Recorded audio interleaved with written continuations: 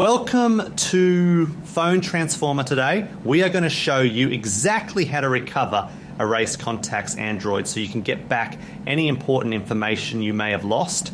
And now, let's get started. Step 1. Open the Contacts app on your Android device. This application is where all your saved phone numbers are stored and managed, making it the primary place to look for any missing data. Step 2. Tap on the Settings or Organize option within the app interface.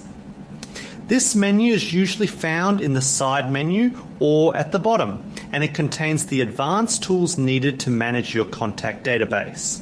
Step 3. Tap on the trash folder to see what has been recently removed. This area acts as a temporary holding space for deleted information, keeping your numbers safe for 30 days before they are gone forever. Step 4.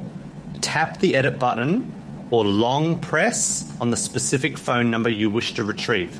This action highlights the entries you want to manage, allowing you to select one or multiple contacts at the same time.